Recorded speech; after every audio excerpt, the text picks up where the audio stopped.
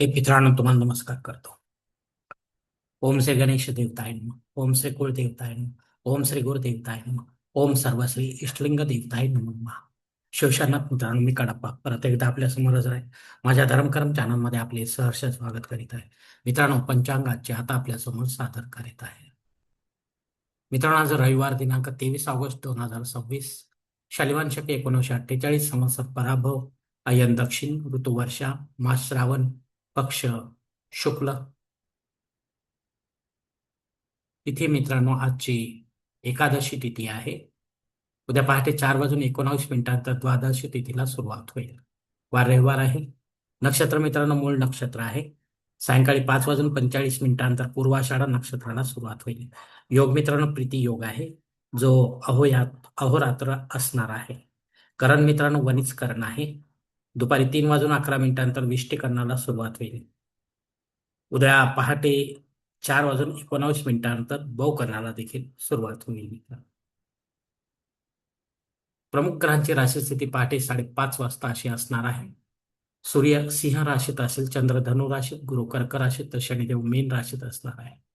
मित्रांनो, सध्या चंद्र राशीनुसार कुंभ, मीन व मेष या 3 राशींना 7.5 सुरू आहे.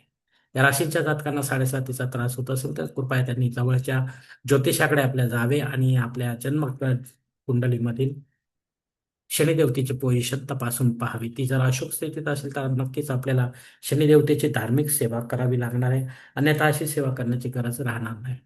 मुंबई भागातील सूर्योदय असतं याप्रमाणे. सूर्योदय सकाळी 6:23 तर सूर्यास्त सायंकाळी 7 वाजता असणार आहे. गोचर ग्रहांची सद्यस्थिती सुद्धा जाणून घेऊया. सध्या बुध ग्रह अस्तंगत होत चाललेला आहे 18 ऑगस्ट पासून, आणि शनी ग्रह वक्री होत चाललेला आहे 26 जुलै पासून. तर हे दोनही ग्रह आपल्याला गोचरीने काय फळ देतील आपल्या जन्मकुंडलीच्या माध्यमातून, हे देखील ज्योतिषी आपल्याला समजावून सांगतील मित्रांनो. मित्रांनो, या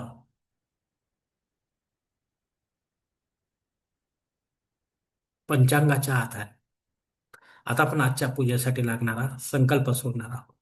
तेव्हा आपण आपल्या उजव्या हाताच्या तळहातावर एक पाळी पाणी, थोडे अक्षर, एक फुल व फुलाची पाकळी घ्या आणि हा छोटासा संकल्प म्हणायला सुरुवात करा मित्रांनो.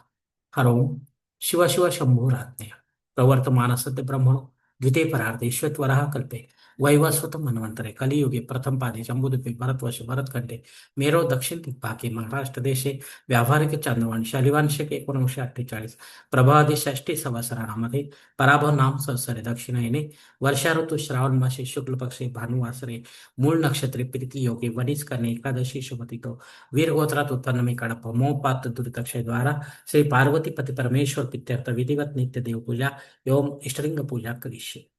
मित्रांनो, याच ठिकाणी हा संकल्प संपलेला आहे. तेव्हा आपण आपल्या उजव्या हाताच्या तळातील संकल्पाचे जे पाणी आहे ते जवळच्या निर्मालाच्या तामणात सोडून द्या मित्रांनो. मित्रांनो, या संकल्पाची वेळ मर्यादा दुपारी 3:11 आहे. या वेळेनंतरही आपणास संकल्प सोडायचा असेल तर कृपा करून आपण वरील बदललेला पंचांगाचा आधार घ्यायचा. नवीन संकल्प तयार करायचा. त्या संकल्पात आपण करत असलेल्या धार्मिक विधीचा उल्लेख अवश्य करायचा. तेव्हाच आपली धार्मिक सेवा संबंधित देवतांपर्यंत पोहोचेल आणि त्यांचे आशीर्वाद आपल्यापर्यंत पोहोचतील. आपले जीवन अधिक सुखमय बनेल मित्रांनो. मित्रांनो, आता मुहूर्त विभागामध्ये पाहूया. यात धार्मिक विधी त्यांचे मुहूर्त काळ याप्रमाणे दिलेले आहेत. सर्वात प्रथम साखरपुडा यासाठी मुहूर्त दिले दिनांक 23, 26, 30, 31 सप्टेंबर दिनांक 4 आणि 5. डोहाळ जेवणासाठी मुहूर्त दिले दिनांक 23 आणि 26. बारसे करण्यासाठी मुहूर्त दिले दिनांक 30 सप्टेंबर दिनांक 8. जावळ काढण्यासाठी मुहूर्त दिले दिनांक 26, 27, 28, 31 सप्टेंबर दिनांक 7. गृहप्रवेश करण्यासाठी मुहूर्त दिले दिनांक 23, 28, 30 सप्टेंबर दिनांक 4 आणि 7. मुहूर्ताच्या दुसऱ्या भागात पाहूया मित्रांनो. उपनयन करण्यासाठी माघ मासाशिवाय मुहूर्त नाही. विवाह करण्यासाठी पौष मासाशिवाय मुहूर्त नाही. वास्तुशांती करण्यासाठी मुहूर्त दिले दिनांक 26, 28 सप्टेंबर दिनांक 4 आणि 7. भूमिपूजन व पायाभरणी करण्यासाठी मुहूर्त दिले दिनांक 24, 29 सप्टेंबर दिनांक 2. देवमूर्तीची प्राणप्रतिष्ठा करण्यासाठी मुहूर्त दिले दिनांक 28, 30 सप्टेंबर दिनांक 4 आणि 7.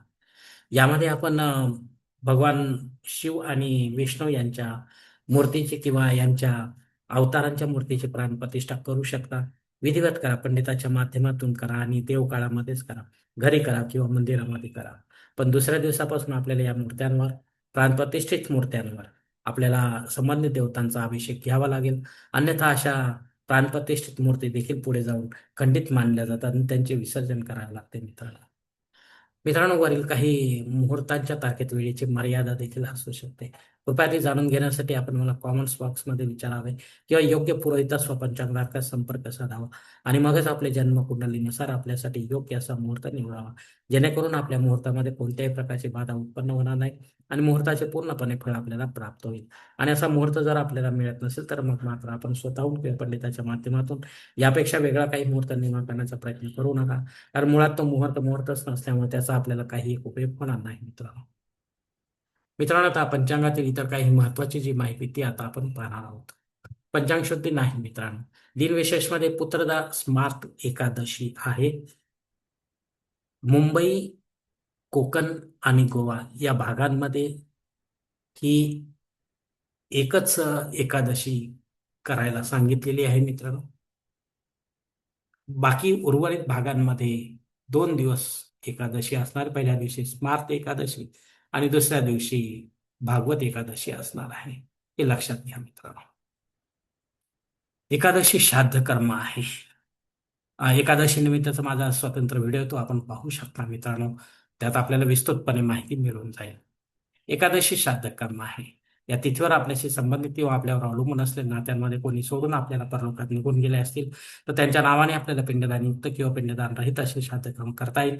घरी करा किंवा तीर्थक्षेत्री करा, पण विधिवत करा, पंडिताच्या माध्यमातून करा आणि अपराह्न काळातच करा. तेव्हाच आपली पितर सेवा आपल्या पितरांपर्यंत पोहोचेल आणि त्यांचे आशीर्वाद आपल्यापर्यंत पोहोचतील. आपले जीवन अधिक सुखमय बनेल मित्रांनो. मित्रांनो, दुपारी 3:11 ते पहाटे उद्या 4:19 दग्ध योग असणार आहे. हा जनन शांती संबंधीचा दग्ध योग आहे, अशुभ योग आहे.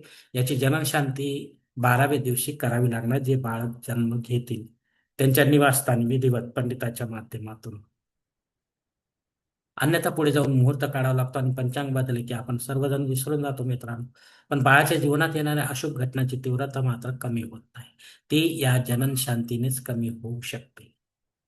मित्रांनो, सौर ऋतूला प्रारंभ होत आहे, हे लक्षात घ्या आजपासून. अग्नी पृथ्वीवर हजर नाही, त्यामुळे आपल्याला नव्यानं काही होम यज्ञ कर्मकांड सुरू करता येणार नाही. जे रेग्युलर आहे तेच आपण करू शकता. राहू सायंकाळी 4:30 ते 6 वाजेपर्यंत आहे. या 1.5 तासाच्या काळात राहू अत्यंत प्रभावी असल्यामुळे तो आपल्या कामांमध्ये अडथळे निर्माण करणार मित्रांनो. तेव्हा आपण शक्यतो या 1.5 तासामध्ये महत्वाची किंवा विशेष कामे न करता रेग्युलर कामे करा, जेणेकरून आपल्याला अपयशाचा समोर जावे लागणार नाही. धन्यवाद मित्रांनो. आजचा हा पंचांगासंबंधीचा व्हिडिओ मी याच ठिकाणी संपवत आहे. आपण जर माझ्या मतास सहमत असाल तर कृपया माझे धर्मकर्म चॅनल सबस्क्राईब करा, लाईक करा, आपले कुटुंब, मित्र, परिवार असे शेअर करा. तसेच कॉमेंट्स बॉक्समध्ये आपले मत अवश्य नोंदवा आणि माझा पुढील व्हिडिओ आपल्यापर्यंत पोहोचण्यासाठी बेल बटन अवश्य दाबा. धन्यवाद मित्रांनो. पुढील भेटीपर्यंत आपण खुश राहा, आनंदी राहा, प्रसन्न राहा. हरिओम. शिवशंभो महादेव.